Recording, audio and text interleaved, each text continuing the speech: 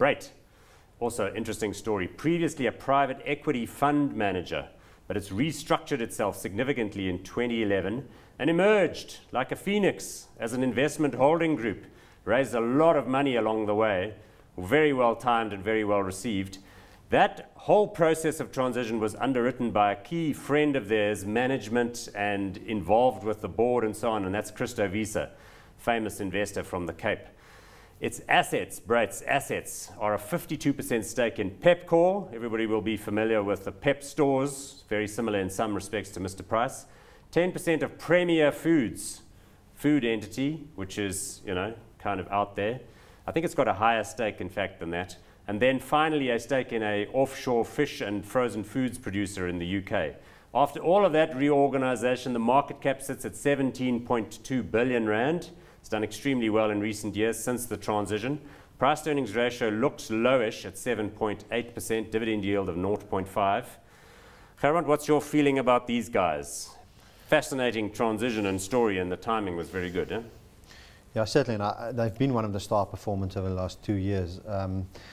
Retail backing on that side, and on the other side you've got a bit of a food producer side, and then a bit of offshore food producing as well. So been a great time for retailers locally. We're just a bit wary of the net asset value play once again over here. I think 6 months back the net asset value on this thing was 23 or 24 rand, so certainly trading at a premium. I think this is the only one that's actually trading at a huge premium to what its underlying net asset value is supposed to be. And that's, of course, not what you are looking for in the sector. So in a sense, what you're implying is since the reorganization, which is there, it's moved from like about 14, 15 rand right up to the sort of mid-30s here. So that's the trouble. But the way they calculate that NAV is they take Pepkor and they compare it, say, to Mr. Price. And then, as you say, they take Premier and compare that to AVI or to Tiger. And they then add in a few bits and pieces and the fund management business they used to own. And they arrive at the number. Yes. But, I mean, that seems a fair way of doing it, but in some senses one's got to understand that, you know, over time they've still got to generate the profits in the underlying businesses and run those well. But let me move to a separate issue, Christo Wiese and the link to Christo Wiese, because he is, you know, a great operator, but he owns the rest of Pepkor, and he has a significant stake in Brait, and the Brait management team have quite a significant loan that they took on board from the company in order to gear up their stake in the entity. And that's done very well for them. But it creates a kind of internal circularity and a bit of a closed club at the top of the company where Christo Wiese himself and the management effectively have control of this vehicle rather than it being held institutionally. Does that cause you any kind of sense of discomfort?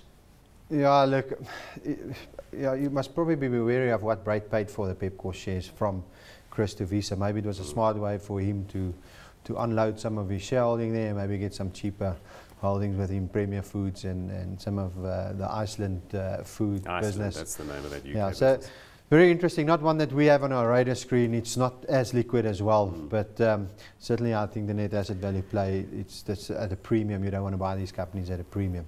But that is very interesting on the top side. But I don't think it's a huge problem. If you look at some of the other companies where Christo Wiese is involved, he's been doing brilliantly over time. Exactly. Invicta comes to mind, and the Shoprite exactly. comes to mind. So hasn't put a foot wrong in 25 years. Okay, and what about the management team? Because, I mean, I'm a big fan of John Nodder, the CEO of Brait. He emerged from the sort of Brait empire. Ant Ball retired then at that point. He's a hard-charging guy. He's very strong on the ground, and there's some real smart guys that worked with him, ex-private equity guys that are in his management team. So they certainly seem to be very good at finding new investment opportunities and also very good at managing the cash flows and the, you know, dynamics in their underlying businesses. So you've got to back them to find more attractive opportunities going forward. yeah, look, I think what they've done, switching from more private equity play to investment holding company, I think that's probably opened doors for them going forward.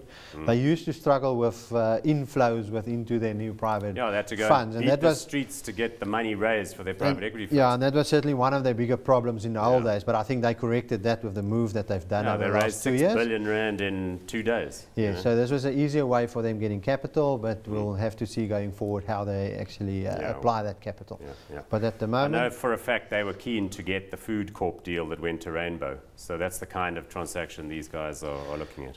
Yeah, look, it seems like they certainly are looking at annuity type of businesses. Like you know said, the food business is not a bad business long-term wise. And you can reference that back to Warren Buffett as well. You can buy good companies at okay prices. You don't need to buy it at the cheapest prices. Okay, so we're out of time on this one. What's your feeling, hot or not? I just think it's trading at a premium, so I'm going to go for not hot at the moment. Okay, and I like the management team there, so I'm going to go with hot.